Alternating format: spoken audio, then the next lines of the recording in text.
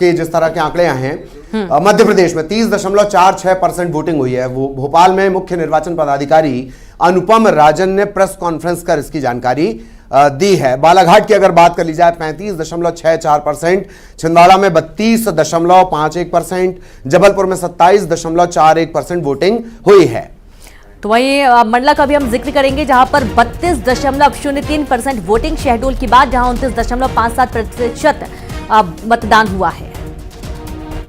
सीधी में अभी तक जो मतदान हुआ है वो 26.03% है 11 बजे तक का।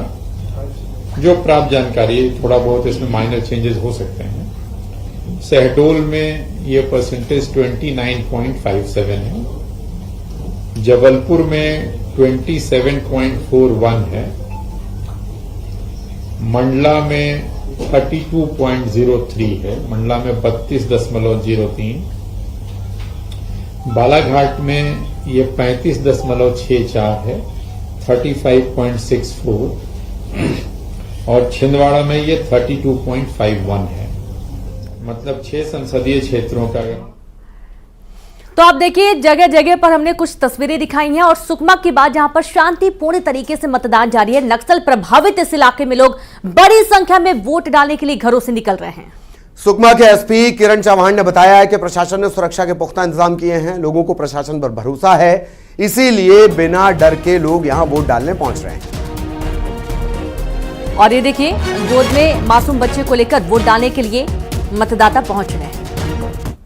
इस वक्त मेरे साथ सुकमा एसपी किरण चौहान है। सर, सुबह से मतदान हो रहा है और काफी नक्सल इलाकों में लगातार मतदाता पहुंच रहे हैं। सर, एक बताना चाहूंगा कि पूरी लगभग 100 के आसपास कंपनी सीआरपीएफ की और जिला बल एसटीएफ डीआरजी कोबरा इनको डिप्लॉय किया गया है। पूरा अंदरूनी इलाके में पूरा ऑपरेशंस के लिए टीमें निकली हुई है। उसकी वजह से नक्सली मतदान दलों तक पहुंच नहीं पा रहे हैं और वो जो सुरक्षा की जो भावना जनरेट हो रही है उसकी वजह से काफी ज्यादा संख्या में यहाँ के जो ग्रामीण नागरिक है वो। उमरिया की बात करेंगे। उमरिया जिले के आधा दर्जन गांवों में मतदान को लेकर उदासीनता भी सामने आ रही है। जिले के खामोशी, कसेरू, बमेरा, असोड़, कुठुलिया, अमलिया गांव के मतदान केंद्रों पर इक्का दुक्का लोग यहां पहुंच रहे हैं। प्रशासन की तरफ से ग्रामीणों को मनाने की भरपूर कोशिश की जा रही है। प्रशासन ग्रामीणों से लगातार बातचीत कर रहा है और ये कोशिश कर रहा है कि ये सभी पहुंचे और अपने मताधिकार का प्रयोग करें, लेकिन विरोध के सुर लगातार ऊंचे हैं।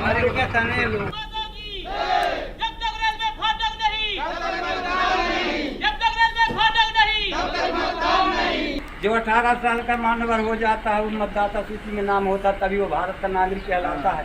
हमको नागरिकता प्राप्त है श्रीमान जी। लोग कोई पहले लंग रहा है, बहुत सारी घटनाएं घटी।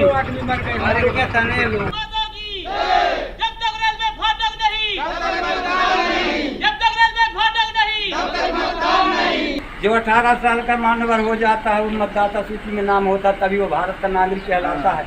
हमको नागरिकता प्राप्त है श्रीमान जी। लोग कोई पहले लंग रहा है, बहुत सारी घटनाएं घटी।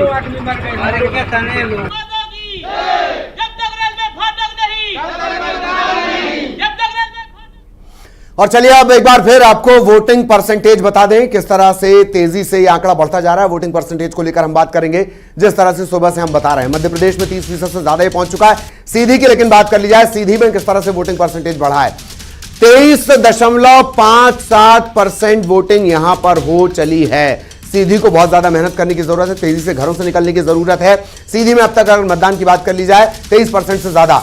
शहडोल की बात कर ली जाए, आदिवासी बाहुल्य सीट, 24.75% यहां पर वोटिंग अब तक हो चली है। हालांकि धीरे धीरे रफ्तार बढ़ रही है और सूरज और गर्मी भी एक बड़ा फैक्टर है। जबलपुर संस्कारधानी 23.24 लोग अब तक वोट पहुंच चुके हैं, मतदान केंद्रों तक पहुंच चुके हैं। लेकिन इस आंकड़े को और ज्यादा बढ़ाने की जरूरत है। यह इस वक्त का वोटिंग परसेंटेज संस्कारधानी का। और अब बात मंडला की कर ली जाए, आदिवासी बाहुल्य सीट 26.08% मतदान यहां अब तक हो चुका है। यह हम लगातार आपको बता रहे हैं किस तरीके से ये जो आंकड़े आ रहे हैं। सूरज की गर्मी बढ़ रही है। बालाघाट की बात कर ली जाए 27%। सूरज के साथ साथ सियासत की भी गर्मी बढ़ रही है। आप जब बाहर निकलेंगे तो सियासत की भी गर्मी काबू में रहेगी, इस वजह से आपको निकलना जरूरी है। छिंदवाड़ा की बात कर ली जाए, 25.12% मतदान यहां अब तक हो चला है। दोनों ही जो पार्टियां हैं, पॉलिटिकल पार्टियां, वो अपने अपने तरीके से इन परसेंटेज को देख रही है। छिंदवाड़ा का एक बार हमने आपको बताया किस तरीके से आंकड़े हैं, अलग अलग जगहों के आंकड़े हैं, अलग अलग जगहों में किस तरह से वोटिंग पैटर्न और ट्रेंड चल रहा है वो हम आपको बता रहे हैं। पिछले बार के वोटिंग ट्रेंड्स क्या रहे वो भी हम लगातार कंपेयर करके आपको बताते हैं कि किस तरह से वोटिंग हुई है। तो अब ये आपने देखा, और अब बात कर ली जाए कि सबसे बड़े लड़ैया दरअसल इस मैदान के हैं कौन। 7 सीटें हैं, हॉट सीट भी हमने आपको बता दी। बड़े लड़ैया कौन है मैदान में, कौन कौन है देख लीजिए। सीधी से राजेश मिश्रा और कमलेश्वर पटेल हैं, लेकिन सीधी में जो फैक्टर इसे पेचदार बना देता है वो है भाजपा के बागी। लेकिन पुराने इतिहास को देखा जाए तो बागी बहुत काम कर नहीं पाए हैं। केदार शुक्ल आपको याद होंगे विधानसभा चुनाव की अगर बात कर ली जाए। राजेश मिश्रा पे बीजेपी का भरोसा, कमलेश्वर पटेल कांग्रेस की तरफ से मैदान में हैं।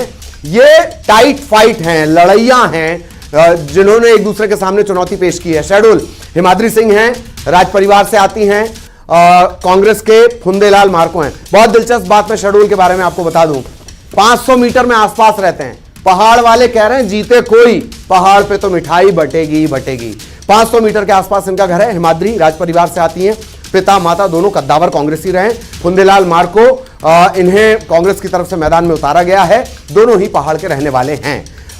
जबलपुर की बात कर ली जाए, संस्कारधानी आशीष दुबे बीजेपी की तरफ से चुनावी मैदान में हैं। संगठन में काम करने का तजुर्बा है। इसके अलावा दिनेश यादव, किसान संगठनों में इनकी अच्छी पकड़ है, ये चुनावी मैदान में हैं। पहली बार ये दोनों मुकाबले में हैं।